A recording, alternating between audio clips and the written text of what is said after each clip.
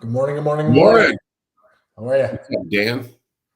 Not a whole lot. Not a whole lot, Dan, man. man with the mustache. We had spring out there a few days ago. What's going Nope. on? Nope. It's winter. Fall Still spring, winter. winter number 4. Still winter. So whatever. It's all good. The grass is getting green. It's warm enough during the day that it's doing something out there. So it'll change. That's all right. No problem. Well, I got a scenario for you, Dan.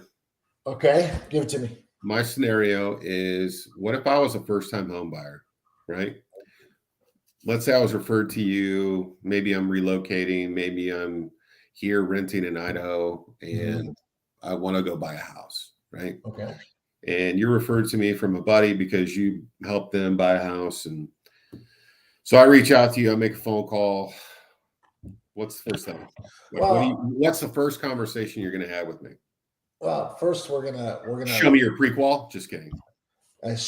Hey, I better see that you have money, man. No, because we're not there yet. Yeah. Are you sure that this is the right area? What's bringing you to the area? And we talk about those things. And well, okay, that sounds good. You bring in the family. Yeah, okay, cool. So you start thinking, okay, they're going to at least need a 3-bedroom house, probably a 4-bedroom house. Well, what kind of house do you think that you'd like to get yourself into? I don't know, man. What can I afford, really? That's the question. Well, I mean, everything's expensive. The first thing that we want to do is get you connected to a lender.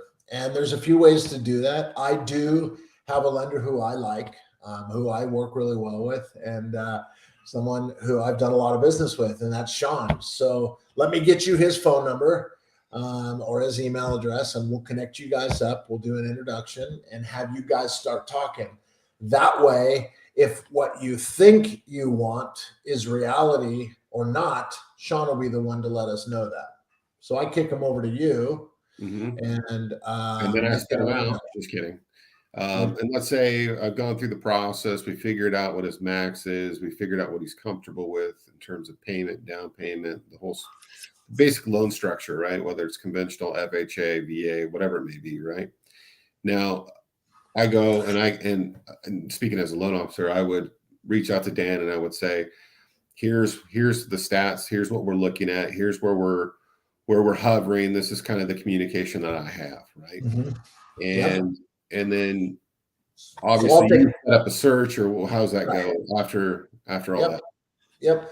Now people do a lot of searching on their own. Obviously the big Z and the big R and all these, I use HomeSnap and all these different places that people can go to look at stuff, but I do set them up a search anyway, so that they can see within their parameters, within a price range, etc., what's out there. Generally, they'll look at those and they'll go back to the big Z and they'll do their searching, and that's great. They come back and they'll say, "Oh my gosh, I think we found 2 or 3 houses that we like."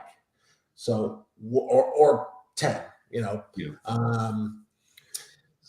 to go off on a tangent real quick, but isn't HomeSnap more accurate than like Zillow? I think is the big R. Well, I think what you're talking, but like isn't you're asking is the estimates, right? The estimates that they come up with. Well, this is a non-disclosure state, so everything reads. You don't have to tell the government how much you spent on your house, which is generally where these companies get the numbers. Zillow, unfortunately or fortunately, has become a broker in every state. So they now have access to those numbers. And so those estimates have probably gotten better, Yeah, but they're not. It's not. I don't think that they're perfect by any stretch of the imagination. So as far as estimates are concerned for the different companies, I think they're still not perfect. And we have a few ways to get estimates, and we try and get as close to possible. But so like whoever you're working with, right? That buyer, in this case, it's me as a home buyer. I should stick with HomeSnap. It's accurate. It's up to date. I like it. Price reductions, price increases. It does all that stuff, right? And just like all the other ones, I can connect to my clients and I can see what they're liking and things like that. So, and that stuff's not super important. What's important in the end is that they bring me a property that they really like, and then I can use my MLS to look up all the details and stuff like that. That goes deeper than any of those apps. So I figured out that I'll have, like, let's say 6 or 7 properties that I favorited, I want to go see. Do I just reach out and say, what are you doing Saturday? Let's go have fun. Yeah, that's basically how it works. When I have people that come in from out of town, we'll set up a couple of days and we'll have a list and we'll put them in order and we'll go see them. And then invariably what happens, not invariably, but oftentimes what happens, we'll look at 2 or 3 or all of them, and then they'll say, okay, hey, can we go back and see 1555, whatever. Yeah. Apple Lane. And then I'll go, okay. And then let's say that's the one they pick. So they're ready to go. They're excited. They've looked at a bunch of homes or sometimes people that the first one, they're like, okay, that's the one. Right. I do have to have a discussion at that point. That's like, okay, now let's look at some more. I mean, did you marry the first girl you ever saw? That's right.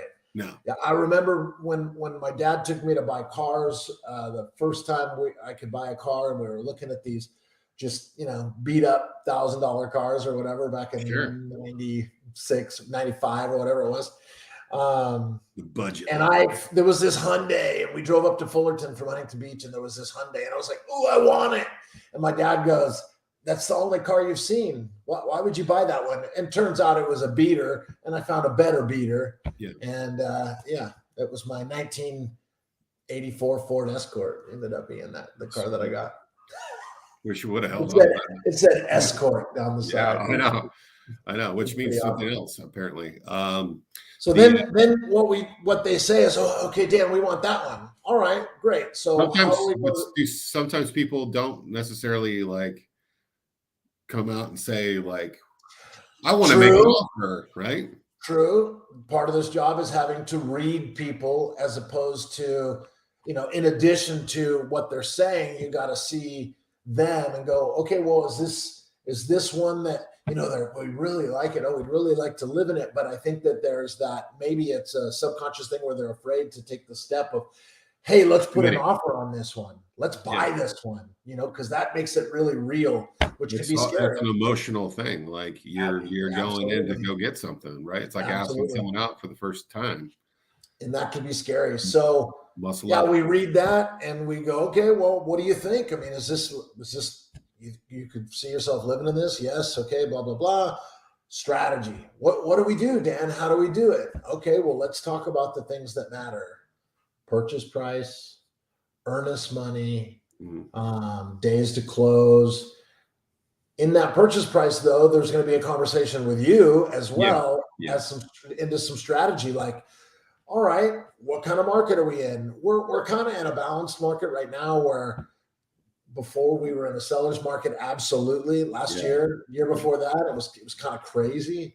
Now we're pretty balanced. And so people are able to go back and ask for some things. Nothing super crazy.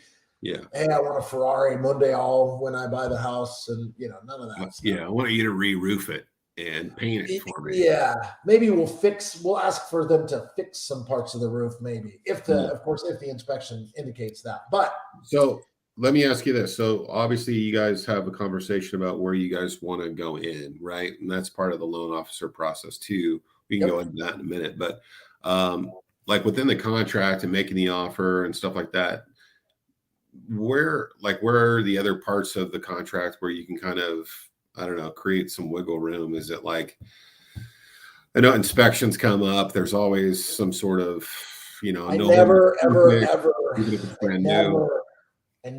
ever tell people that they should waive, if that's what you're getting at. Yeah, waiving inspections and appraisals and stuff like that. I don't think that that's where the market is anymore. No, definitely not. But even then, all the homes I sold over those 2 crazy years, only one party said, hey, we're willing to waive the inspection, but there were reasons for that. Contractor in the family, this, that, and the other. Yeah. But I would never really, unless you've just got tons of money where that part doesn't really matter, I really wouldn't ever suggest waiving that contingency. So, Sure. but Yeah. there's other things like that has to do with the money, like a rate buy down. That's super important, and it's happening right now. Where Mm. okay, we'll come in at full price or close to full price, whatever our comps show us the house is worth. But Mm. generally speaking, people are asking for what the house is worth, give or take, a little bit.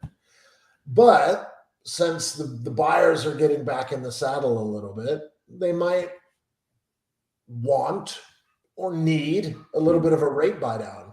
So like, okay, we'll give you the full price offer, but we would like a little bit back in a concession that will be used for a rate buy down. Or seller, a seller credit towards Closing costs, or right. yeah, Because those and are, then other things like, yeah, that sink's pretty ugly, can we ask for something? We're gonna have to replace it for sure. Yeah, okay. So there's a lot of little things like that. mm, But as far as the conversation that we end up having is concerned, that rate buy down is key. And a lot of times I go back to you and say, hey, can you show them on paper what that looks like? In fact, I think we have yeah. this. I think we Yeah. have this. So what one tool I like to use is this, what you're going to flip to, but this kind of breaks down just like this is like a basic scenario, right? So someone coming in, purchasing a house at 600,000 with 20% down, right? So all standard stuff. This is just for So numbers. why would we want to? This is just for representation, right? So Hey Sean, why would we want to put 20% or more down? just the fact of having no mortgage insurance, but if But it's that's not necessary. no, right? it's not necessary. I mean, with a conventional loan, you could do as little as 3% down, Okay. Up to a conforming loan amount, right? So that's a whole different ball of wax. But without getting into the minutia, but if you're going to buy a house, right, it's a matter of how long are you going to keep the house, right? That's a conversation that you should have. Is this a 2-year house or is this a 10-year house? Is this a 15-year house? Is this the house you're going to live in forever, right? So because odds are someone's probably going to touch their mortgage within 7 or 8 years, right? Odds are. But, You may even sell the house, right? And when you say touch their mortgage, you mean a refi or something like that? Yeah, refinance, that kind of thing. So it depends on where the market is, where rates move, right? But most people right now are they're getting used to where rates are currently because they've been there for a while now. But yeah, most people will think also that rates could come down, and that's what we're kind of expecting in the mortgage industry. But is it better to wait, or is it better just to buy now and be aggressive with what you're doing? And so where we're at currently, I feel like sellers don't necessarily know where that bottom is yet. And there's a little bit of negotiating power still there before we realize maybe that we're at the bottom now currently, but we wouldn't know that, let's say, until August, right? and if you wait, and at that point, it's completely different, right? The market's different. The way sellers behave is different. The concessions may not be there. Maybe they even reprice their home for more to be. They take it off and they put it back on, and maybe it's $40,000 more expensive at the end of the year. Well, maybe the rates have come down by the end of the year, right? That's great. The rates have come down, but now the price is more. So kind of to compare those kind of options, I have this, which like if you bought that house currently at 600,000, and this is a rate, this is from a few days ago, but it's just a rate. It's 6.5, and that's par rate. That's not paying points, whatever. The loan amount's 480, and the payment's right here. It's 33.93. And okay, that's taxes, insurance, everything that goes into that whole principal and interest, taxes, and all that payment, right? The PITI. Now, if I made an offer on that same house at 600,000, and I asked for a $10,000 credit, and I use that towards a permanent buy down, I get that $10,000 would get me to 5.625. Okay. I take that rate, and now my payment is almost it's almost $300 cheaper than if I bought it and I didn't ask for it. So maybe it pays off to be aggressive, right? And even if this was, let's say, 610,000 and not 600, I needed to go to 610 to get the credit, to get the rate of 5.65. My payment's only going to adjust a very, very small amount, right? So, Sean, what you're saying is, in order to get somebody to agree to that $10,000 buy down concession, maybe what I would have to do is say, okay, you're saying no to my $10,000 concession At your asking price, yeah. I'll give you 610,000. So I'm actually paying for it, right? Sure. But I want you to push it through the sale to get that. And obviously the home has to appraise and all that stuff, right? Well, right. Assuming that all that stuff's good. And this also helps, sometimes when there's been some price reductions, right? In that. So maybe they started off at 635 or 640 previously, and they've worked themselves down over the time instead of giving an incentive, which they should have done in the first place. At 640, they're at 600,000 on that purchase price now. So we offer them 610, and this payment would only go up a smidge, and you're still saving over buying it at 600, even though you spent 610. Now, if you took these out of the equation, let me go in here real quick, and I will do something here. 1 second. Let me move that forward. Go here, preview. Preview. Okay, so now I only have 2, right? So I just manipulate. This is a live system, so when you're on the phone with someone, you could be live, and I could be flipping screens if they touch the link, and we could be doing this in person, right? Theoretically. So now let's say I have the credit here currently. I asked for the credit, but I want to wait for rates. I'm one of those people, right? I want to ride the bandwagon until the rates drop, and then I have to go compete with 35 other people for the same house. Right. And maybe that price. If you haven't lost completely the 3 homes that you thought were great. So right. I could have been having breakfast in my house, but instead I'm just looking for one. Right. So I'm going to wait for rates. Now, let's say the house is 640, or I had to compete, or I had to bring my price up to go get the same house, right? Or maybe it's even the same house. That's just the sellers and the agents have figured out that we were at the bottom, and now we're at the top, and things are tightening, right? Now I'm going to pay 640, which means I have to come in with more down payment, right? My rate's lower a smidge because I got that 10%. I got that 10,000 for the buy down, but my payment's actually $168 better. $168 better if I would have just taken my time to actually be aggressive and maybe purchase the house for a little less. I mean, it's the cost of waiting, right? Well, and it's an exponential loss over. So that $40,000 is going to cost you way more than what you're saving in rate between 5.625 and 5.5. Well, I mean, look at this. I mean, 480 to, I'm coming up with another what, $32,000 in down payment to keep maybe now I'm doing the MI because I didn't have that. Maybe I'm coming in with 17% or whatever it may be. MI is mortgage insurance. And now my payment difference is even greater because now I may be tacking on $60, $70, $80 to my mortgage insurance. So maybe that's more like $250. Can you explain what first total interest percentage means? First total percentage interest earned. Well, let me see where you're at. That's your very first payment that you make is 107. Oh yeah. That like the tip. It's on some of the disclosures that come out on the loan estimate, and that number kind of scares people because most people don't realize that there's like in the payments, interest is almost the whole payment when you're faking your first. Your very first payment. Yeah. And it slowly over time goes down, and that's why people are like, maybe you shouldn't refinance all the time, because all you're going to do is just start the clock back over.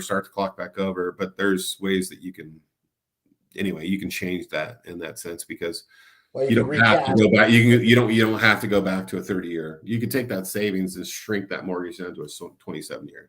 So there's ways to do that. But anyway, but going into like this, I mean, it's just basically, all the other stuff goes up too, right? So you got closing cost payment breakdown right here. So your property taxes goes up because it's based off a percentage of whatever you purchased the home at, right, off the get-go, or Right. whatever it's assessed for. So you know you're going to be qualifying for a more expensive house too, Yeah. right?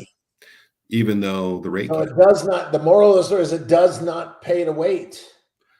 No, I mean, would you rather compete with 30 other people or be looking for a refinance rate, you know, Right. a year from now? I don't know. I would rather have the house that I wanted and have a better payment than if I waited, but then also have the ability to refinance it if rates drops. Like, Right. Do you have to wait a certain number of time, generally speaking, with a conventional loan to be able to refi? So say you just got most, into a yeah, loan. yeah, most lenders will say 6 payments.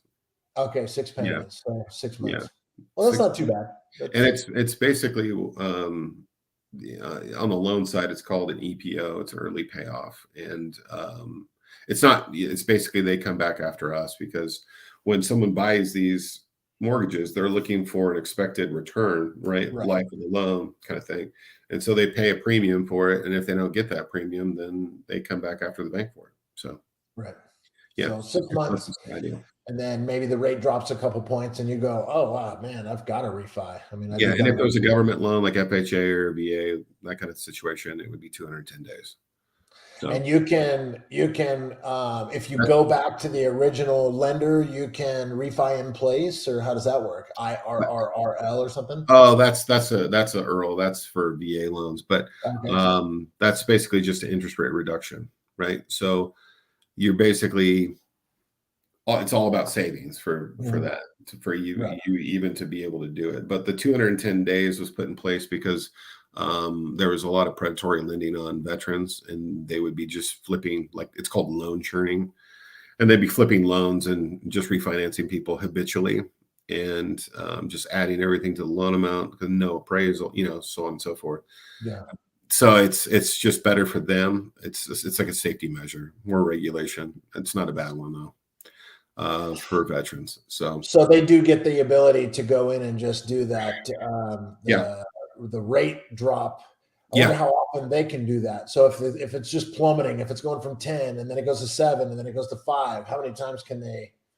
to every 210 Oh, days. they're every 100, Yeah, 210 days. Okay, cool. So just about 7.5 months or something like that. They yeah. can So a it's month. basically equates to like six mortgage payments. So That's interesting.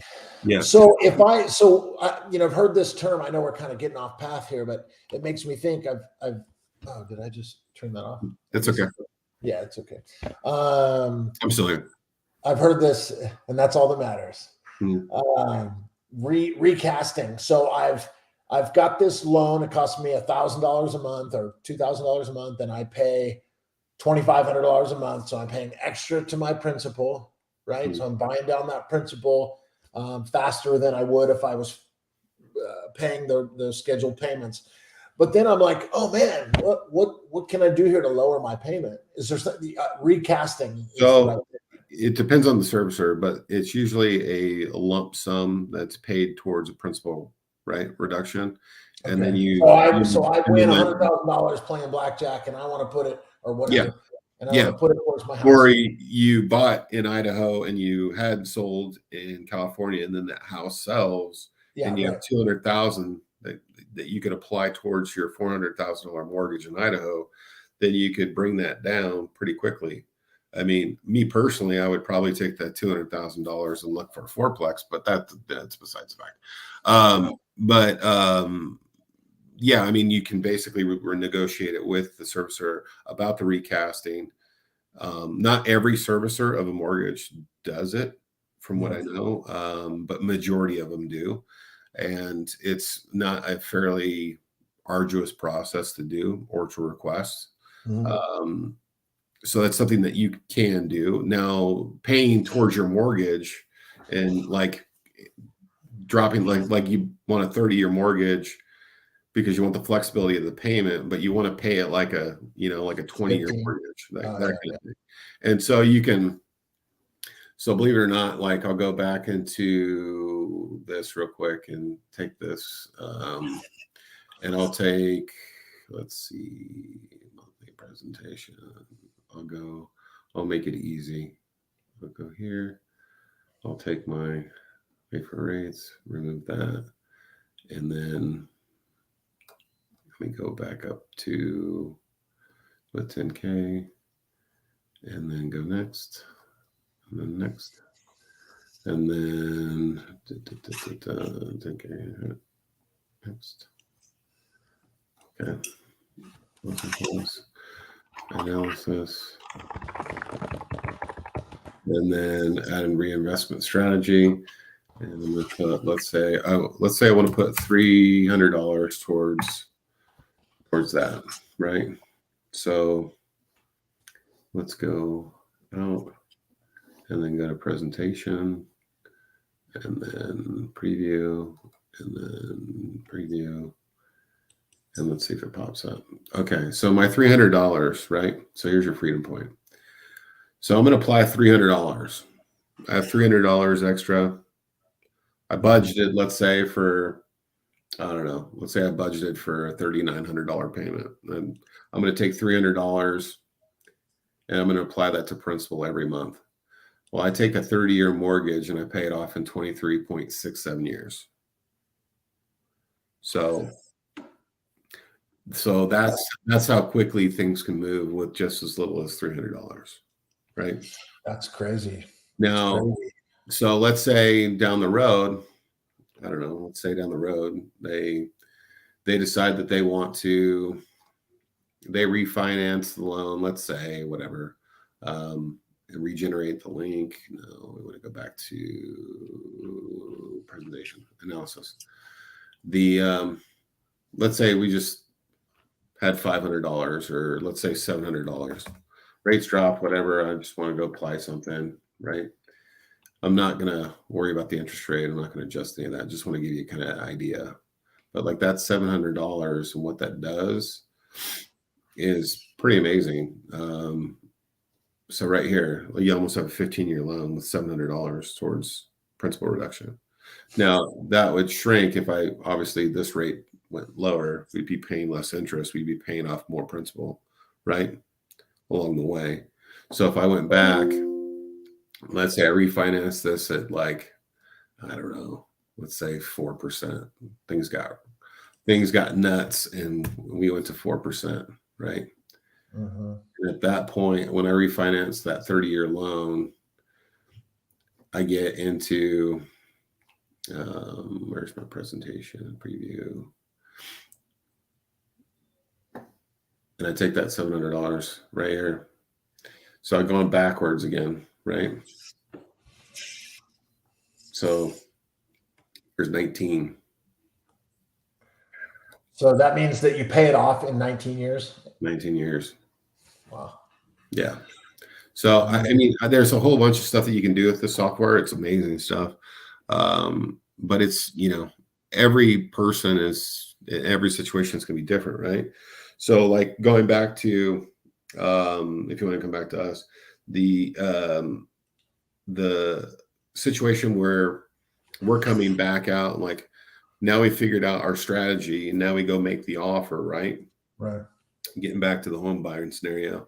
So now that we're kind of waiting for a counter, or are we waiting for, how does that well work? Yeah, I mean, it could play out any which way, but let's say we don't get a counter. Well, okay, we get a counter, we get somebody who says, yes, we like your offer at 600 with the 10,000, but we don't like the $10,000 concession. And that's where we would counter, like we were talking about before. Yeah. That's where we would counter. Okay, well, how about this? We'll give you 605,000. We'd still like the $10,000 concession. That's 5 from you, 5 from me, basically, right? Yeah. And they go, okay, hey, we like that. They sign the counter. We're in business. So, and then once we open escrow, like what happens then, right? It's kind of surprising how many people don't realize that they're supposed to put money. Yeah. So money somewhere, right? I was actually hoping right now, my title gal just texted me and said, can I still get in? So we'll see if she joins and she'll be able to explain it to us. But basically, what happens is you open escrow, and then what title is or escrow is, it's two things. One, it's a place that holds money and figures out all of the papers that need to be signed. They make sure that, well, they check with us and make sure, hey, we need this document from you. We need this document from you. Okay. But they also go back and look at the title of the house and make sure that it's clear. Unclouded. If there's mechanics liens, or if there's other liens, or if there's judgment liens where then money has to go to somebody who won that judgment and things like that, they handle all that stuff. So then they're like basically the neutral third party. They're a neutral third party who makes sure that everything is done correctly, so that in the end we're going to have a clear title no matter what. So you don't want clouds on your title. You don't want liens. You don't want things to come bite you in the butt after you've closed, when the person that you're buying it from are responsible for those things, right? So title insurance is actually the buffer in between those things, where the seller pays. They buy a seller's policy, and then you buy a buyer's policy. It's not super expensive. And it lasts so many months, depending on what you buy. You can up buy, so it lasts longer, just in case. So if there's a house that you're buying that's just had a bunch of work done on it, it's a really good idea to get an Alta policy, which levels up that insurance policy that you have, so that if somebody didn't get paid, whatever person that came in, the plumber or the HVAC guy or whatever, if they didn't get paid and they come back to you and knock on your door and say, hey, Mr. New homeowner, they owed us $5,000 and we get it from you. And that's why it behooves title to go in and find all those things out. So if you have that policy and they didn't find it, and that guy comes and knocks on your door, title pays for it. Right. Title pays the $5,000. But if you don't get coverage against it, and they come and they knock on the door and they say, hey, this house owes us $5,000 and you have no insurance policy to cover it, $5,000 out of your pocket. So that's a big portion of what title does that kind of happens invisibly, because most of the time that stuff doesn't happen. But just like most of the time we don't crash our car, most of the time our house doesn't catch on fire. So we have all these insurance policies that hopefully we never have to use, right? But we put them there just in case. And it's really kind of behind the scenes. I mean, it's not like the buyer, or I'm a home buyer, that I know any of this stuff is really good. Yeah, not usually. No, we might go back to the seller, or title might go back to the seller and say, hey, can you tell us what happened here, or can you prove this, or whatever? And the buyer rarely sees or hears any of that stuff. At least ideally speaking. And so they obviously wire funds or send a check to escrow for the earnest money deposit. And they can do that a few different ways, but within the first 3 to 5 days, depending on what you put on the contract, they send in their $2,000, $3,000, $5,000 or 1% or whatever it is. 40, 50, yeah. Depends on what you're buying. Yep. And then closing holds it in escrow. So they just say, hey, we're holding this. So that goes towards closing costs, basically. Closing costs, down payment, it's a bucket. It goes in there. It's money. All of the above. Yeah. If you say, hey, I want to put, which I don't necessarily recommend, but if you put down $100,000 in earnest money, most of that's going to go towards the principal or the purchase price of the house. It's just that they hold it in earnest, saying that you're going to do all the things that you need to do to make sure that the file moves forward, or the sale moves forward to close when everybody said it was going to close and when they wanted to close. And earnest money can kind of give an indication of how serious a buyer is too, right? Is that kind of how it feels? Yeah, and that's why they call it earnest money, because you want to buy the house. You're giving that money in earnest to say that you're going to follow all the stuff that you need to follow to close the house. So yeah, if you're buying a $500,000 house, from 1 to 2% is standard. But if in a seller's market, if you're back to where they are kind of dictating what's going on, they may say, hey, we want 5% earnest money. Yeah. Up it. Yeah. So where a $500,000 house, you might put down 1% or $5,000. You might be sitting on a little more cash, and you might say, look, we're going to put down 20,000 because we really want to make sure that everything goes our way, and we don't want to lose that money, so we'll do what it takes to get to the finish line. And so since we talked about that, now what happens if don't like the inspection, didn't come up, like change their minds? What do we do there? Like, so this takes us back to when I said that I generally do not or ever recommend waiving your inspection contingency, because a house may look beautiful when you walk through it or from the outside or whatever. A woman can look beautiful with makeup on. Yeah, lipstick on a pig, right? So you get in there and there's a crack in the foundation and one wall's sagging and the house is going to fall over, and your inspector goes, guys, this house has all these problems. Here's your report. You do what you want to do. It's 75 pages long. 75 pages long with lots of red circles on it, or red stop signs. Lots of pictures. Lots of pictures. Yeah. And so that is one of the very few cases where you can back out and get your earnest money back. Okay. And it's just wired or cut a check back to you or whatever, and you pick it back up. You know what? We've had to do it, and title will call and say, how does your client want their money? And I'll say, hey, they want to come pick up a check, or they'll accept a wire, or send them a check to their house, whatever. Okay. So So let's say everybody signs off on it, and then it's done. Everything moves smoothly. Everything's great. Super. We're moving forward. Got the loan disclosure signed. We got the CD signed. We're moving towards the closing table. How does that, because it seems like, everything kind of, I don't know, culminates at the end, right? And that's one thing the title and transaction coordinators are really good at making happen, is they get all that stuff to come to, like you said, the culmination at that table. They've got all the numbers are right. Well, I wanted to use the word climax, but this is a family show, Sean. Sounded weird. It's real estate. Right. Well, yeah. Everyone wants to get to that point. That's right. And so let's say I sign my loan docs, wires there, my funds are there. Like the next step is to kind of like figure out how we're getting keys. Is that kind of how it goes? Or basically. I mean, title will make sure that all the numbers line up to the penny. I've seen people get checks back for 10 cents. Like it's. Oh yeah. I've got a check for 37. Yeah. Where the debits and the credit worth more than the actual check. Yeah. Right. For whatever reason, we're for whatever reason, we're $5 over, $5 under, and they might go, well, that would come up in your closing costs. Oh, your closing costs were $100,000. We found $5 that we need you to pay more. So go ahead and do that. Okay, no problem. Fee, messenger fee, whatever it may be. Yeah. Whatever it is. Yeah. There's lots of little things that can come up. But generally speaking, it's boom, everything's perfect, down to the zero. And so it's all good.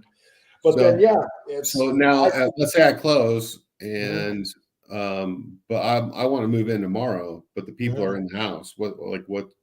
How does that whole negotiating of possession happen? That's in the contract, correct? All right. Closing the closing day is the day where you'll get the phone call from the county registrar or title company who's received a call from the county registrar, or a notification that property, that file has funded and recorded. At that time, the house is the buyers. It belongs to the buyers. Those sellers had better be out of there. Now, sometimes people will say, okay, you can use the rest of that day to get your stuff out or something like that. But now we're starting to get into liability issues. A lot of times people will say, oh, it's vacant. I'm moving from out of town. Before we close, can I have my appliances moved in there, delivered there? That's not a good idea. And I would say no until you fund and record, because if someone goes in there, say the seller goes, hey, I really like those appliances. That's nice Bosch stuff. Oh, that's a nice Thermador range. And they take it, it's theirs because it's their house. That thing is sitting in their house. It makes it their stuff. So we try to make that delineation. You can't do anything in the house or with the house or to the house before we fund and record, which should be on that closing day. Yeah. So like, let's say it's occupied and I want to move in, right? And everything's kind of lined up to close on a Friday, like today. But is there something in the contract that allows the buyer like 3 days to move out or have not unless you write it into the contract and give, not unless it's stipulated in the contract. No way. Okay. Because then what happens if there's nothing in the contract, they stay over and the buyer's kind of like, okay, well, we'll just wait and we'll let them do what they want. And then they're pulling something out and they break a pipe and it destroys the wall and the floor and all that. Well, the liability is on the buyer. So you really want all that to happen. On the closing day, they need to be out. Closing day or the day after or whenever the buyer wants to, they move in, but it has to be closed, funded, and recorded. So that alleviates any of those liability issues, which, I've had it happen a lot of times where people want to, we're gonna paint some walls and no, none of that. Can I start my projects? Yeah, no. And you know what happens if something happens on the seller side and the deal falls apart, and then you've spent $800 on having the walls painted or whatever it is. Or that's your loss. Yeah. So we don't play those games. Sometimes you can do a lease back, where say they want to get it closed for whatever reason, and then they want to stay there for another month while they find another house. That's fine, and you can write that up, and they lease back for $1,000 or $1 or whatever the agreement or is. Your mortgage, whatever And then, yeah, exactly. But whatever the number is, doesn't matter. But then you'll want those people to have renter's insurance for that month. Yeah. Because still, then the liability is on the buyer. So that stuff happens. It happened a lot a couple of years ago when people were like, okay, we got to sell, but we're going to build a new house. And the house is almost done, but they're not entirely sure when it's going to close, fund, and record. So, and on the loan side, the longest term is 60 days. It's allowable. So, there you go. Well, that's good for people to know. So if you write it up for 3 months, it's going to look like, or 4 months or 6 months, it's becoming a rental. It's considered an investment property. Yeah, which changes the loan completely. Whole scenario. Yeah. So, 60 days max. Yeah. So from the first phone call to lending to looking to offering to closing to moving in. That's Dan, do you help everyone move in? Yeah, I throw on my overalls and I get out there, and no, that's tough. I'm not saying that I haven't moved some stuff for some people, or you're more the person that moves the picture to make sure it's perfectly level, more so than the person that moves the couch in, you mean? Yes. I go and open the fridge and make sure that fine tuning. There's pizza and beer in there. All right. And if there isn't, sometimes I'll bring some over and put it in. Yeah. I try not to be in the business of being a mover, to be honest. Yeah. I have helped people with. There are some downfalls to moving people. Mover. That's why I don't have a truck. So everybody wants to borrow your truck. I have a Tundra, so it's got a really short bed, so can't put much in it. So yeah, that's what I heard. I remember a bumper sticker that says, "Yes, this is my truck, and I won't help you move." So I just remember. Yeah, past 30, I think that people generally, I don't want to be working for pizza and beer anymore. No, that stuff's neat and it's fine, and go get some movers if you can. These are the newest stats for March of 2023. The median sales price is up to 4. This is Ada County, not Eagle City. Sometimes we'll talk about Eagle City in particular, but this is Ada County as a whole. I've got 3 months here. So this is January, 487.5 basically. Went up to 492.115, and then we dropped back down a little bit to 43.450. There could be a lot of reasons for that. Maybe people who have resales oh, I see there's a bunch of home selling. Let's. But the median home price is just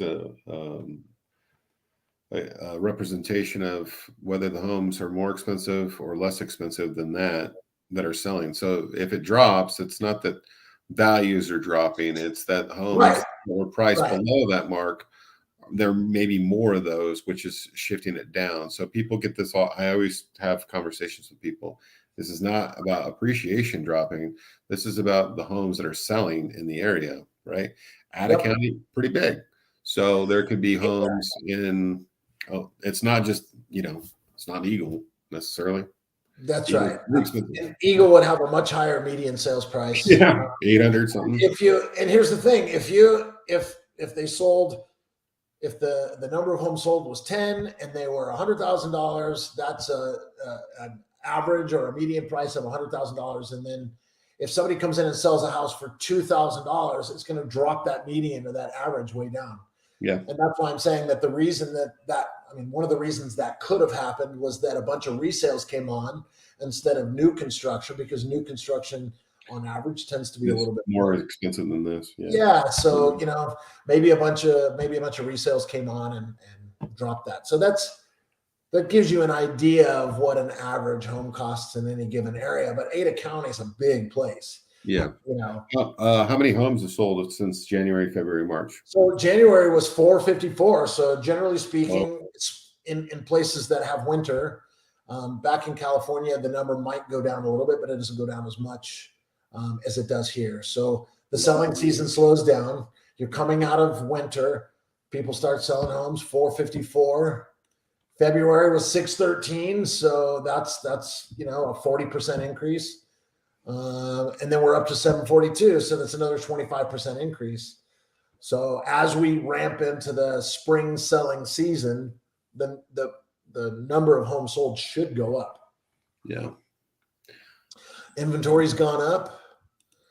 We went from 1169 and 1134. So a bunch of homes were languishing. We're coming out of the time when we weren't sure what the rate was going to do, right? And so people were like, "Oh, I got to sell," and then the homes started stacking up, which is crazy. If you look at what it was the year prior, this is 165% more. Because homes were just selling so fast. They weren't staying in inventory the year prior. And then that number year over year goes down just a little bit, but the number goes, they sold some homes, right? We see the number here. Some more homes are sold. And so this inventory goes down a little bit. And then I think that they've ramped up some new home building and things like that. So the inventory's up and people are going, oh, okay, homes are selling. Let's put our house on the market. So we've got a good amount of inventory. The days on market have stayed relatively the same. Yeah. We popped up to 78 there. But yeah, so where 2 years ago it was, I think the average was like 8 days or something like that, when in actuality they were selling on like 2 days or 1 day in a lot of cases. So yeah, so that's interesting. I mean, it's like just the ebbs and flows. I mean, you know how it goes, right? But so what's kind of funny too is if like see if you can, or if I can present a screen. Let me see something real quick. Start presenting that one. Let me see if I can share a screen real quick. And where is this? Here we go. So I wonder if we could, I wish we could put this all over like with those screens, but so like the higher the candlestick, the better the rate. The lower it goes means rates are getting worse. Okay. So this is basically, this is the market. This is the 5.5 coupon for mortgage-backed securities, right? So as I'm interested to see, because like March, because we're going to get April's report here soon, right? In May, right, for April. And so as March progresses through February, and then through March, rates are getting worse, right? And then they bounce right here on March 10th, and they go back up, which means rates are getting better, right? Pricing's getting better. So it's been kind of moving laterally here, but I'm kind of interested to see exactly how April's report comes out, because where this is about March 10th, that gives people almost, 20 days or so to get back in the market, to find a house, to possibly close in 30 days, which would happen, in April. So it'd be nice to see what April's report would do, compared to, let's say, like when rates are here, you would expect more people to be buying here and then closing in this month, and then everyone It's crazy to see how much rates change pricing. over. Yeah, like every day, all day, they're going. Check this out.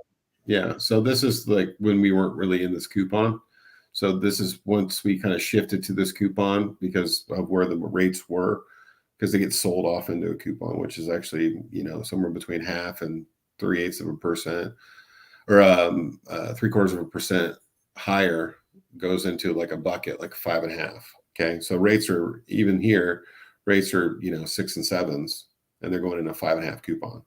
So here we go, like as everything's moving, right? So everything's kind of floating along, and then things get worse, and then things get better, and then things get worse, and then things get better. And so it's kind of interesting if you track this over time, and even like Can you go back to 1985? I can show no, but because it didn't have the same coupon, but It was 13 to 18%. But yeah, but like the 10-year, so like when the rates kind of work inversely to like this right here on the 10-year treasury. So as the 10-year treasury goes up, that means rates are getting worse over the same period of time. And then as the 10-year treasury is coming down, rates are getting better. And so kind of ebbs and flows, but this is like the 1 year on the 10-year treasury. So this is like, we're closer towards a year. Let's see, 2 years. So this will bring in COVID, some of COVID right here, and where it was like super low, and rates were super low, and there was quantitative easing, and the money was flowing, right?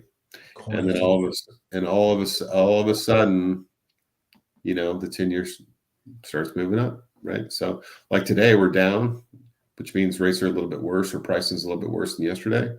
But there's like, once you get into the semantics of this, it's kind of fun to actually look. But having like stochastic lines and 200-day moving averages, and to figure out kind of where things will go. But this stuff is amazing stuff to look at. And this is what I get to stare at all day. So there you go. Scroll up just a little bit. I saw the word Fibonacci. Fibonacci levels and stuff like that. So there's a Fibonacci right here. And so does that have something to do with being overbought? The Fibonacci spiral. What was that? Does it have something to do with the angle of what do they call it? The golden angle, the Fibonacci spiral? No. But you can see like all the coupons, and there's more. So like there's that many more that you can look at. So like this one's like VA, like fan. Does that BP stand for British Petroleum? No. Is that a BIP? Like you look at like the 10-year, and you can look at like the inverse relationship, like a 1 year getting better yield than a 30-year. Well, then why would I buy this if I can get this for a year, time my money up for a year and get that? Right. So that's where we talk about like inverse yield curves and stuff like that. But that's where it gets very interesting, and that's where people like say, hey, it's part of a recession indicator. Every time the yield curve's been inversed this for this long and this steep, then recessions happen following. So this is where we rely on people that we trust, like Sean Woolley. We're not all predicting where rates are going, like as loan officers, but right, you need to be in tune with this to know whether should I be locking a loan, or should I be like hedging that, for safety to lock in your payment rate, and then if rates improve, we can float down. Or should we be riding out to see, because we have some good reports coming? Like I'll mark my words, May 10th, right? That's the next CPI report. That's going to show way better core improvement, and we should see improvement on that, because That's what the Fed loves as a measurement for. I mean, the Feds are overcooking it anyway, but for raising that rate, that the Fed rate. So it's just an interesting way to look at it. But this is what you have to understand, kind of, and know. And being a subscriber of MBS Highway is huge, because this stuff is what, instead of just having rates, you can kind of go deeper on another level of Understand strategy why. and stuff like that. Yeah. And if people are happy with the rate and the payment, then you lock them. But there's other people that have their own inclination of where things are moving, and they want to float, and that at your own risk, of course, because things could change on a dime, right? We know there's world events that affect this, not just the stock market or how people are trading, that kind of thing. Or if one of the officials with the Fed opens their mouth, things go crazy sometimes.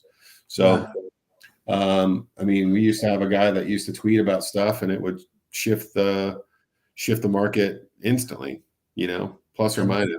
But yeah, it makes you wonder if sometimes these people and or politicians do things so that they can buy things that might appreciate, or they can bet against things that are going to depreciate. And so, yeah, and so like right here, we're probably going to be right on this. Right, we'll probably finish the day right up above this. Right, so it opened up, and we were way down here, and then we've creeped up, and then we've kind of dropped back down. So we'll be in this range right here, right between this right here, the 200-day average, and the Fibonacci.